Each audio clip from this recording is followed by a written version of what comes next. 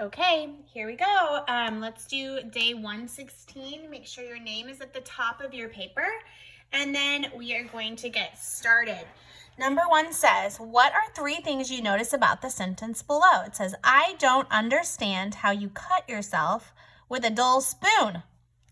That would be very tricky to do because dull means that it's not sharp, and a spoon definitely doesn't cut very well. So, that is definitely an interesting, unique thing. Okay, the first thing I notice is there's a capital I. We have an apostrophe, so there's a contraction for do not. I do not understand. Understand is a compound word. You have under and then stand. How you, here is a pronoun. I is also a pronoun. Cut yourself, proper noun, compound word. With a dull, it's an adjective, and it describes spoon. There's a lot of interesting things going on in this sentence. So, I know we were only supposed to do 3 things, but I noticed a lot. So I'll be excited to see, and then the exclamation point at the end. So I'll be excited to see what you noticed. Okay, number 2 says, circle the correct spelling for each picture. We have soon, soon, and soon. Usually on a calendar, that you might be thinking, how does that relate to this picture? Well, sometimes on a calendar, if you circle something that you're looking forward to, it might be someone circling that Monday is coming soon.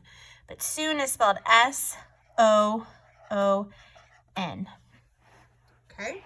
And then we have noon. So 12 o'clock is noon, and that's N-O-O-N. I think we're supposed to circle these 2. Okay, so make sure that you've circled the word and you've written it correctly. It's important to follow the directions every time. O-O says ooh, like moo or moon or soon. And then here's a new word. It's called croon. And croon means to use a soft, low voice. Croon. To be honest, I've never even heard of that word. So this is a new word for me too. Says, you are okay, she crooned to the puppy. How did she talk to the puppy? Well, she talked to the puppy in a soft, low voice. So it's like going, you're okay, like that. Okay? All right, let's move on to number 4, the word light. And that GH is just a 2-letter combination that basically becomes silent in a lot of words like might and flight and light. So go ahead and spell light 3 times. My green marker is starting to run out of ink.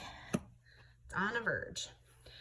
All right, number 5 says, there are 6 kids. Each one wants half an apple for a snack. How many whole apples do they need? Okay, so here's an apple. If I cut it in half, that feeds how many kids? 2, because the kids want a half. So there's 2 kids. Here's another apple. If I cut it in half, that would feed how many kids now? 4, because remember, the kids want a half. Here's a half. Here's a half. 3, 4. Let's do one more apple. 5 and 6. So how many apples do we need total? 3 apples. Make sure you put the unit, please. Okay, here we go again. Playing with digits. So the 7 stands for 700s or 700. The blank digit stands for 8 tens. Let's go ahead and label our place values up here. Okay, so we have to look at the tens. The 8 stands for 8 tens or 80. And the digit 5 stands for how many ones? 5 ones or 5. Good job. Okay, let's take a look at this bar graph again. It's still our favorite activities, but can you see there's so many different questions we can ask? It says use the bar graph to answer the question, favorite recess activities. We have Tag, soccer, Foursquare, and the slide. It says blank fewer kids chose Foursquare than chose the slide. All right, so we have to look at, there's some key words here. We have Foursquare and slide, okay? So we need to look over here at Foursquare. Foursquare had, if you go all the way across, they had 3. And the slide, if you go all the way across, 6 kids, okay? So how many fewer kids chose Foursquare than the slide? Well, 6 minus 3 is 3. 3 kids chose Foursquare. 3 fewer kids chose Foursquare than the slide. Together, tag and soccer were picked by how many kids? Well, tag had 4 and soccer had 8. So they're wanting to know how many together. So put 8 in your head. We're going to do 8 plus 4. 8 in your head. Hold it there. 8. Count 4 more. 9, 10, 11, 12. So 12 kids total. Data and graphs are so fun. Okay.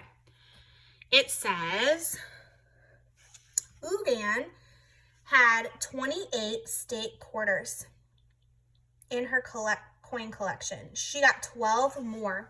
How many quarters does she have now? So we have 28. She had 28. And then she added 12 more. So we have a mystery number. Okay. So this is a 2-part question. Let's do this part first.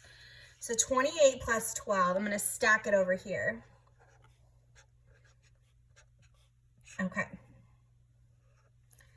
Now, remember, there's a couple ways to solve this. The first way is we could do 8 plus 2 is 10. So in our head, we're thinking 10, right? And the 1 goes all the way up here, the 1 group of 10, and the 0 comes down here. And then we add 1 plus 2 is 3, plus 1 more is 4. Okay? 40 coins. Make sure we have the unit. Or if you remember, I'm going to show you over here, 28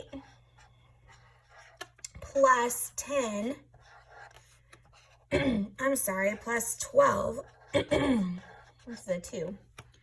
We can start in our tens column and do 20 plus 10 more, which would be 30.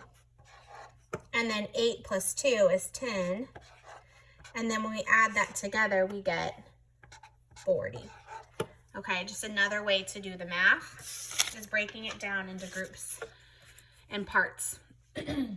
So the answer we said was 40 coins. Now the question says, how many more does she need to have all 50 state quarters? So there are 50 states in the United States.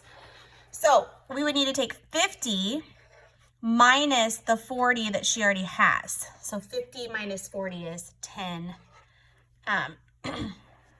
10, let's see, how many more does she have? 10 coins would be that answer. Okay. All right. Double check yours with mine, and then you will want to make sure you post everything to Seesaw. I always post it to Seesaw, and go ahead and click next in the module to continue your e-learning.